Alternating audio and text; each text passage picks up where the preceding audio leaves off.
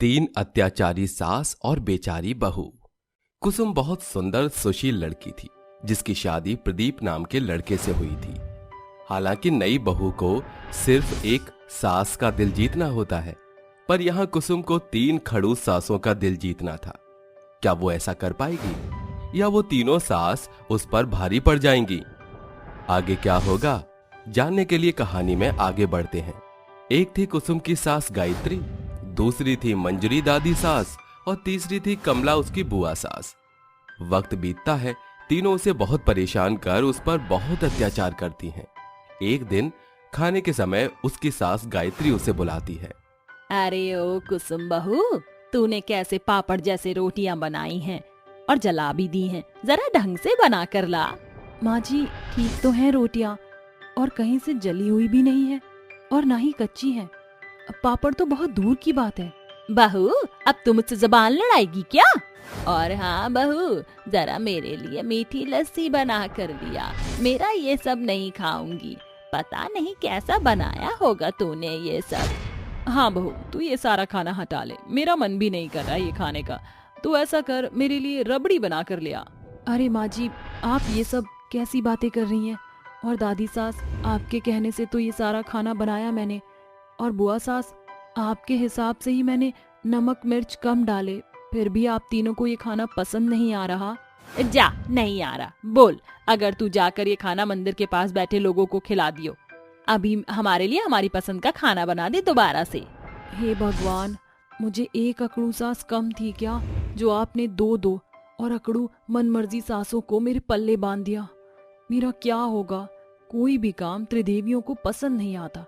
एक आवाज लगाती हैं तो दूसरी भी संग संग साथ में आवाज लगाती हैं और ये जानबूझकर करती हैं।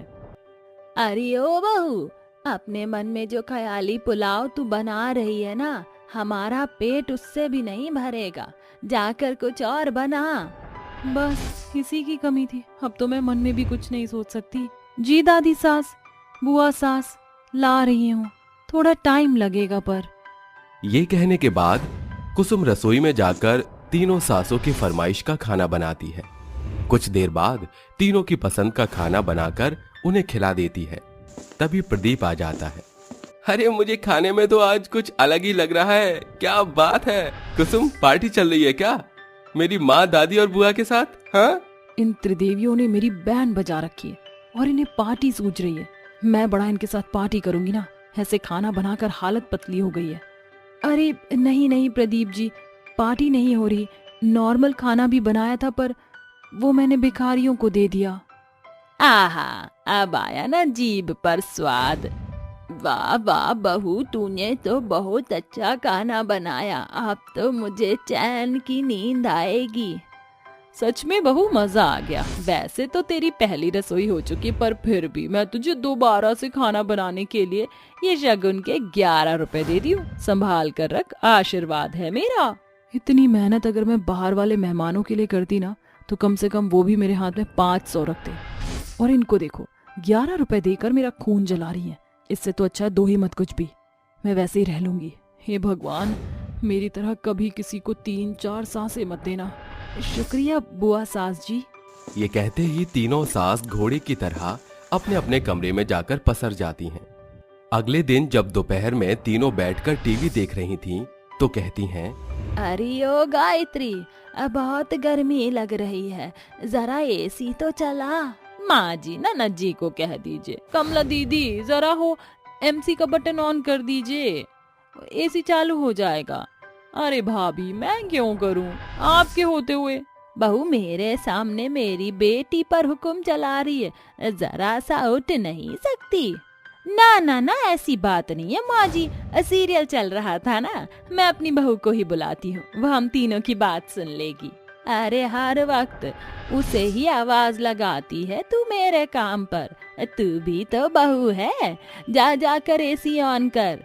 जी माँ जी। ये कहते ही गायत्री एसी चालू करने जाती है, पर उसका ध्यान एमसीवी के निकले हुए तारों की तरफ नहीं जाता और जैसे ही वो स्विच को छूती है तो करंट के तारों से चिपक जाती है। अरे राम, चिपक गई मैं तो। माँ जी, अरे मम्मी, भाभी तो चिपक गई, उन्हें छुड़ाना होगा। बचाओ बचाओ, कोई भाभी को बचाओ। ये कहते ही कमला उसे छुड़ाने जाती है कि उसे पकड़ते ही वो भी करंट के झांसे में आ जाती है और बिजली के झटकों को लगातार महसूस करती है। मम्मी, मैं चिपक गई। अरे मोरी मैया री, अरे मोरी मैया, ये क्या, दोनों एसी चलाने के चक्कर में चिपक गई। क्या करूं, कैसे बचाऊं? हाँ, मेरी छड़ी से मुझे करंट नहीं लगेगा और दोनों छूट जाएंगी। अरे छोटी बहू कुसुम, जल्दी आओ, तेरी दोनों सास चिपक गई हैं। ये कहते ही डर डर के अपनी छड़ी से उन दोनों को छुड़ाने जाती ही है कि छड़ी हाथ से छूट जाती है और वो भी उन दोनों के साथ चिपक जाती है और इसके बाद तीनों एक दूसरे की शक्ल देखकर हिलते हैं।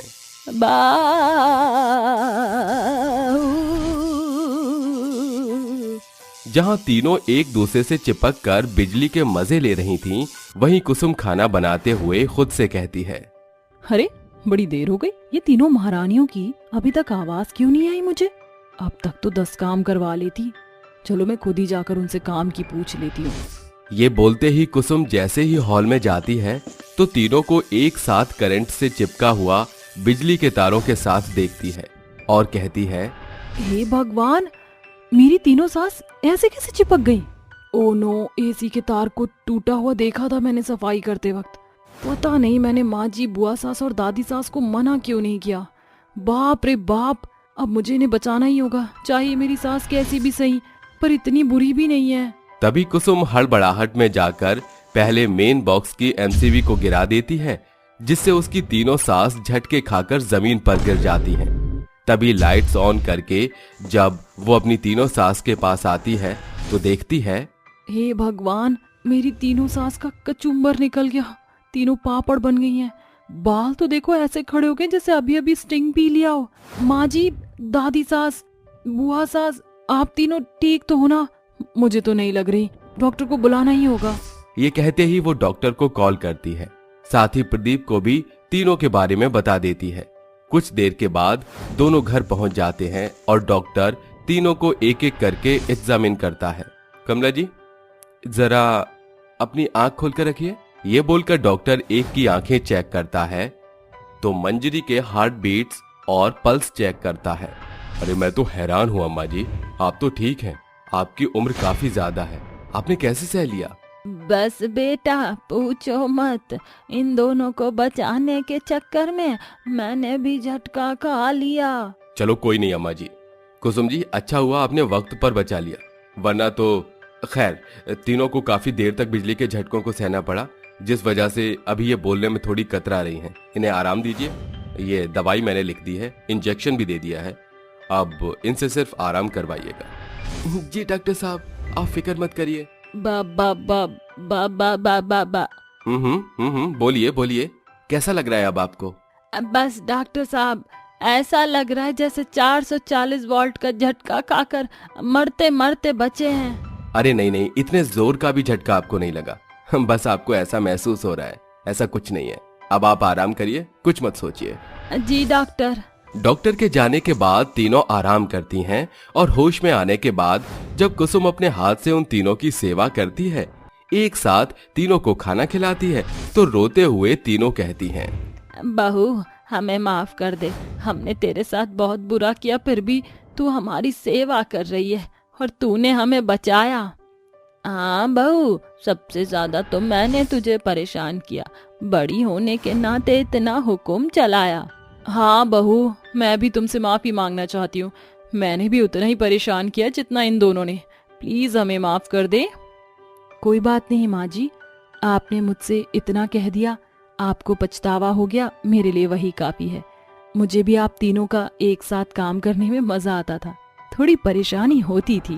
ओहो, मेरी बीवी की आखिर तीनों सासों से बन ही गई। अब आप तीनों ठीक हो जाओगे तो मैं घुमाने ले चलूंगा सबको। इस तरह कुसुम अपनी तीनों सासों के साथ खुशी खुशी रहने लगती है। एक सास की 5 जादुई बहुएं। अरे चल मंटू, जल्दी से मेन काम में बदल कर दिखा, हाल तू जलाल तू, रूप बदल दे तू। एक बड़ी भीड़ ने जादूगर अजूबे को चारों ओर से घेरे हुए था। उसका करतब देखकर लोग बहुतेरे बखान करके थोड़े बहुत पैसे देकर चल देते हैं, जिसे लिए जादूगर अपने घर आता है, जहां उसकी पत्नी पवित्रा कहती है, क्या हुआ जी, आपका चेहरा कुमलाया हुआ क्यों है? अरे पवित्रा, प्रत्येक दिन दर्शकों को अथक कौतुक करतब दिखाने के बावजूद भी ये चंद चिल्लर नसीब होते हैं। अरे जादूगरी में सैकड़ों जोखिम के बावजूद विशेष कमाई नहीं होती, तो चेहरा कुम्हलाएगा नहीं तो क्या होगा? परेशान ना हो जी, ये बुरा दौर भी बीत जाएगा। अरे पवित्रा, मैं चाहता हूँ कि तुम मुझे एक पुत्र जन कर दो, ताकि हम पिता और पुत्र मिलकर आने वाले भविष्य में अपने कौतुक करतब से खूब कमाई करें। इसके पश्चात पवित्रा प्रत्येक वर्ष गर्भवती होकर बेटियां जनती है। ये सिलसिला 5 सालों तक चलता है। अब अजूबा और पवित्रा 5 बेटियों के माता पिता बन चुके थे। अजी, मैं किसी काबिल नहीं, आपको एक पुत्र सुख भी ना दे सकी। अरे खुद को क्यों दोष देती हो? हम दोनों दंपत्ति पिछले 5 सालों से इसी प्रयास में तो लगे हैं। क्या पता भगवान की यही योजना हो कि मेरा भाग्य मेरी 5 बेटियों के हाथ में ही बंधा हो, इसलिए हमें पुत्र प्राप्ति न हुई हो। समय गुजरता है। जादूगर अजूबा रोजाना कोसों दूर जाकर अपने कौतुक करतब करके जो कमाई करके लाता, उससे सभी का पेट पालता। कुछ सालों बाद, अरे देखते ही देखते 5 साल का पड़ाव पार हो गया। समय दस्तक दे चुका है जब मैं अपनी बेटियों को उनके नाम के अनुसार उन्हें जादूगर की कला से अवगत कराऊं। नीरा, अग्नि, दीपिका, अनुजा, नेत्रा, अपने पिता के पास आओ बेटा। जादुई पिता की पुकार सुनकर 5 उसकी ओर अग्रसर होती हैं। अजूबा हर एक दिन सप्ताह उन्हें जादू की जानकारियां दिए चला जाता है। देखते ही देखते 5 वर्ष और पूर्ण हो जाते हैं। नीरा, तुम इस जादूगर पिता की पहलौटी संतान हो, इसलिए तुम अपने मुंह से पानी का कौतुक करतब दिखाओगी। अग्नि, तुम आग का कौतुक करतब दिखाओगी। अग्नि, ज्वाला तुम्हारा बाल भी बांका नहीं कर सकेगी। दीपिका, तुम अपने तार जैसे लंबे कद से कौतुक करतब दिखाओगी। अनुजा, तुम अपने बौने कद से दर्शकों को सर्वाधिक हर्षोल्लास से भरोगी। और नेत्रा, जिस अंधेर नगरी को भी आंख भरकर देखेगी, तुम्हारी कौतुक करतब से वो रोशनी से उजागर हो जाएगी। जाओ और जाकर 5 बहनें अपने जादुई कौतुक करतब का प्रयोग करो। 5 जादुई बहनें एक साथ निकल पड़ती हैं। अगर हम 5 बहनें इस भरे बाजार में अपना जादुई करतब दिखाएं, तो हम कई गुना ज्यादा कमाई कर सकते हैं। हाँ, चलो। 5 बहनें बीच बाजार अपना जादू दिखाना शुरू करती हैं। जहां अग्नि आग के अंगारे, वहीं नीरा जल का झरना बन जाती है और बौनी बहन अनुजा कहती है, जादुई बहनों का खेल निराला, एक अग्नि का ज्वाला, दूजी पानी का प्याला, आओ आओ दर्शकों। देखते ही देखते जादुई बहनों का कौतुक करतब देखने के लिए भीड़ भड़ाका जमा हो जाता है। दिन भर दोपहरी में दर्शकों को जादू दिखाकर सांझ की बेला को 5 पैसे लिए घर लौटती हैं। पिताजी, हम 5 बहनों ने अपने जादुई करतब से इतने पैसों की कमाई की है। जानते हैं पिताजी, जब अग्नि और नीरा जीजी अपने मुंह से आग पानी की बौछार कर रही थी, तो लोगों ने हम जादुई बहनों का खूब बखान किया। जुग जुग जियो मेरी बच्चियों, ऐसे ही अपने जादूगर पिता का नाम रोशन करना। फिर एक दिन अजूबा और पवित्रा गांव की सीमा से बाहर जा रहे थे, जहां दुर्भाग्यवश उनका देहांत हो जाता है। ये खबर सुन 5 बहनें बोलती हैं, शायद इसी बुरे मंजर के लिए हमारे पिता ने हम बहनों को जादू का करतब सिखाया था। सभी बहनें अपने जादुई खेल करतब को पेट भरने का जरिया बना लेती हैं। एक रोज जब 5 सड़क पर दर्शकों को जादू दिखा रही थीं, तभी वहां सुलोचना आती है। लंबी बहन छुए आसमान की तराई को, बौनी बहन करे अपनी बड़ाई खुद। क्या देखा है दर्शकों ऐसे कौतुक करतब की लड़ाई। जादुई बहनों का कारनामा देख सुलोचना अपना स्वार्थ साधते हुए सोचने लगती है, किसी तरह अगर ये कौतुक करतब दिखाने वाली जादुई बहनें मेरी बहू बन जाए, तो मुझ बुढ़िया के बुरे दिन बदल जाएंगे और बहू बनने के बाद इनकी बागडोर मेरी बुलंदियों का कारण बनेगी। सुलोचना उनके घर का पहुँ पता करके अगले दिन शगुन के संग उनके पास चलकर आती है। जी, आप कौन? बेटी, मैं तुम 5 बहनों को अपनी बहू बनाना चाहती हूँ। तुम 5 का सादगी स्वरूप मुझको भा गया है। मेरी बहू बनकर मेरे बेटों और मुझ बुढ़िया का भाग्य संवार दो। पांचों बहनें स्वार्थी सुलोचना के चिकनी चुपड़ी बातों में आकर शादी के लिए हामी भर देती हैं और शादी करके सुलोचना की बहू बनकर ससुराल आती हैं। 2 दिन बाद, अरे ओ मेरी जादुई बहुओं, जाओ जाकर अपनी जादुई कला से कमाई करके पैसे लाओ। मगर माँ जी, हमारे पतियों के रहते हम क्यों कमाए? सासू माँ सोचिए, जब हम बहुएं बाजार के बीच जादू का करतब दिखाएंगी तो लोग आपके बारे में बातें नहीं बनाएंगे। अरे बंद करो अपनी बकैतियाँ। तुम पांचों बहनों को इसलिए बहू बनाया था मैंने ताकि घर बार चले। अब निकलो और सांझ की बेला से पहले मत आना। पांचों बहनें बतियाते हुए बाजार की ओर अग्रसर होती हैं। सोचा था ब्याह के बाद हम बहनों को बाजार के बीच करतब करने फिर नहीं जाना होगा। जी तो करता है अपनी जादुई जुबान की ज्वाला से स्वार्थी सास को फूंक दूं। शायद हम पांचों बहनों के भाग्य में जादू का करतब करके ही पेट पालना लिखा है। पांचों बहनों की निगाह एक चौरस पत्थर पर पड़ती है जिस पर खड़ी होकर वो अपना जादुई कारनामा करने लगती है। अग्नि के मुंह से आग निकलती तो नीरा जल का सोता बहाती। बौनी और लंबी बहनें लाजवाब बार बार लंबी छोटी होकर लोगों का दिल बहलाकर मिले पैसे लिए घर आती हैं। ये लीजिए सासू माँ, हम बहनों के जादुई करतब से आज कुल मिलाकर इतनी कमाई हुई है। शाबाश मेरी सर्वगुणी बहुओं, ऐसे ही जिन्न का जादू करते रहो। समय गुजरता है। पांचों बहुएं प्रत्येक दिन दोपहरी बीच बाजार सड़क स्थलों पर अपने जादुई कौतुक करतब से कमाई करके सांझ को पैसे सुलोचना को देती। एक सांझ जब वो पांचों घर लौटती हैं तो उनके घर के इर्द गिर्द लोगों की बड़ी भीड़ खड़ी होती है। उनका घर आग से धू धू कर रहा होता है। कब से हम तुम पांचों पतोहू के राह निहारत रहे बिटिया, जाने कैसे तुम्हारे घर में आग लगी। तुम पांचों का परिवार अंदर आग से जंग लड़त है। अरे झुमके, आग की लपटें बढ़ती देखकर तो लग रहा है कि सुलोचना और उसके सपूत का अंग भंग होकर अस्थियों में बदल गया होगा। एकाएक आग को चीरती हुई सुलोचना की बुलंद चीख बहुओं को सुनाई देती है। बहू बचाओ बचाओ। शायद इसी पलछन के लिए हम पांचों ने जादू सीखा। अग्नि, जल्दी से जाकर दरवाजा तोड़ो। दीपिका, अपना कद बढ़ाकर मुझे अपनी हथेली पर उठाओ। और नेत्रा, तुम मेरी आंखें बनोगी। अपनी रोशनी से अंदर की इस रात की बढ़ती बेला को सवेरा कर दो ताकि हमारा काम आसान हो। आंखें बने मेरा बसेरा, सांझ से हो जाए सवेरा। नेत्रा के जादू से सांझ की बेला सवेरे में बदल जाती है। आग को तारती बघाड़ती बहू अग्नि दरवाजा तोड़ती है, जिसके बाद दीपिका नीरा को अपने हाथ पर उठाकर लंबी होती है। जैसे खड़ा है गांव में खंबा, हो जाए मेरा कद लंबा। ये कहते ही दीपिका का कद एकाएक लंबा हो जाता है। फिर नीरा कहती है, हो जाए मेरा मुख जलधार, जल की करूं बदरा बौछार। नीरा का मुंह जल का सोता बनकर बरसने लगता है। सुलोचना अपने बेटों समेत सुरक्षित बाहर निकल आती है। सारा घर ध्वस्त हो गया, अब हम कहाँ जाएंगे? माँ जी, हम बहुओं के मायके का पड़ाव पास ही है। सुलोचना अपने बेटे बहुओं के साथ उनके पिता के पुराने घर आती है। अरे बहू, ये घर तो अंधेर नगरी बन गई है। नेत्रा अपने आंखों के जादू से पूरे घर में रोशनी भर देती है। पांचों बहुएं अपनी सास की सेवा बड़ी करती हैं। कुछ दिन बाद, सासू माँ, सप्ताह भर हो चला है, हम पांचों बहुएं जादू दिखाने जा रही हैं। सांझ तक आ जाएंगी। बहुओं, अपनी स्वार्थी सास को माफ कर दो। अब तुम्हें कहीं जाकर कर्तव्य करने की जरूरत नहीं। तुम्हारे पति को अपनी जिम्मेदारी का पाला पड़ गया है। अब मेरी बहुएं सिर्फ ससुराल की बागडोर संजोएंगी। ये सुनकर पांचों बहुओं के चेहरे चमक उठते हैं और वो अपने ससुराल में सुकून से रहने लगती है। सौतेली गोरी बहन का अत्याचार।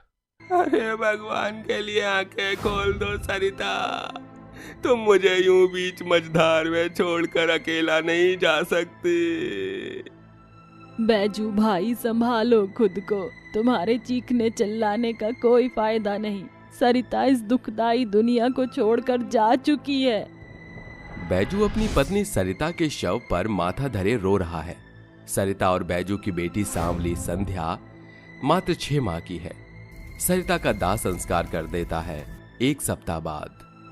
अरे भरसक कोशिश के बावजूद भी मैं संध्या को नहीं संभाल पा रहा। शायद संध्या को माँ के साई की जरूरत है।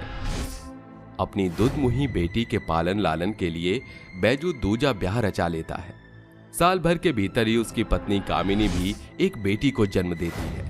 तभी बैजू कहता है, अरे बधाई हो संध्या, बिटिया तू बचकाने में ही बड़ी दीदी बन गई। खबरदार, जो अपनी इस काली कलूटी बेटी की परछाई भी मेरी सुंदर गोरी बेटी के इर्द गिर्द ही लाने की कोशिश की तो खैर नहीं है। कामिनी, ये कैसे कड़वे शब्दों का बाण चला रही हो? अरे संध्या हमारी संतान है। सिर्फ तुम्हारी संतान, मेरी तो सौतेली बेटी है। क्या पता इस काली की परछाई मेरी गोरी बेटी पर पड़ते ही उसका गोरापन कुम्हला गया तो। बीवी के बुरे बर्ताव से बैजू को बड़ा आघात पहुंचता है। उस रात बैजू अपनी बेटी संध्या के बारे में सोचते हुए गहरे शोभ के सागर में डूब जाता है और बैजू की सांसें सदा के लिए थम जाती हैं। अब संध्या के सिर से पिता का साया भी सदा के लिए उठ जाता है। गुजरते समय के साथ 5 साल का पड़ाव संध्या पार कर जाती है। गौरी, कितनी दफा कहा है ना कि इतनी देर दोपहरी धूप में मत खेला कर, वरना तेरा सुंदर गोरा रंग सांवला हो जाएगा। माँ, क्या मेरा रंग भी संध्या दीदी के जितना ही काला पड़ जाएगा? हाँ गौरी, अगर तुम अपनी सौतेली काली बहन के साथ घुल मिल कर रहोगी तो तुम्हारा रंग भी काली स्याही की तरह हो जाएगा। कामिनी के कड़वे बोल गौरी के मन में उसकी सौतेली बड़ी बहन संध्या के प्रति घनघोर घृणा भर देती हैं, जिसके कारण गौरी संध्या से दूरियां साध लेती है।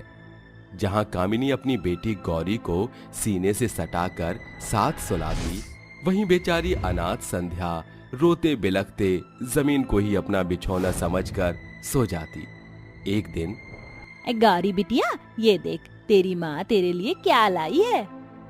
अरे माँ, ये संतरी रंग का फ्रॉक तो बड़ा ही सुंदर है। माँ देखो, ये काली कलूटी बैंगल लूटी संध्या मेरे कपड़ों को कैसे बुरी नजर से निहार रही है। गौरी, तुम गुस्सा मत करो, मैं चली जाती हूँ। ये बोलकर संध्या वहां से चल देती है। गुजरते समय के साथ कामिनी अपनी बेटी गौरी को स्कूल में दाखिला दिलवा देती है। गौरी अब स्कूल जाने लगी थी। माँ, मुझे भी स्कूल में दाखिला दिलवा दो। मेरा भी गौरी की तरह स्कूल जाने का, पढ़ने लिखने का बड़ा मन करता है। अरे ओ काला टीका, तेरी जरूरत कैसे हुई मेरी गोरी बेटी से अपनी तुलना करने की? न शक्ल है न सूरत, सर से पांव तक काले रंग में रंगी हुई है। अरे तुझे देखे ऐसा लगता है जैसे तेरे शरीर पर काला कोड़ चढ़ा हुआ है। कामिनी के कटाक्ष बातों का बाण 7 साल की संध्या के दिल और दिमाग को बुरे तौर से भेजता है। कामिनी और उसकी बेटी का सौतेलापन पूरी गांव में सनसनीखेज मचा देता है और सभा में बैठे सरपंच कहते हैं, देखो कामिनी, बैजू ने तुमसे ब्याह अपनी बेटी की परवरिश के लिए किया था, मगर इस 7 साल की बच्ची के साथ तुम जो बुरे बर्ताव करती हो वो हम सभी जन से छिपा नहीं है। हम तुम्हें बैजू की बच्ची के पर नहीं काटने देंगे। ये बच्ची पढ़ना चाहती है। खबरदार, जो तुम दोनों सौतेली माँ बेटी ने भावी भविष्य में इस बच्ची पर अपनी धौंस दोबारा आजमाई तो। सरपंच जी, मैं कल सुबह ही संध्या को विद्यालय में दाखिला करवा दूंगी। घर आने पर गौरी अपने रूप का गुमान दिखाती हुई कहती है, माँ, इस बात का पुख्ता प्रमाण पता चल गया कि ये संध्या सरासर मेरे सुंदर रूप से जलती है। गौरी के स्वर शब्द सुनकर क्रूर कामिनी संध्या पर ताबड़तोड़ कोड़े बरसाती है। मुझे मत मारो माँ, आह आह, और मारो माँ। इस काली की करहानी की आवाज सुनकर मेरे कानों को कितना सुकून मिल रहा है।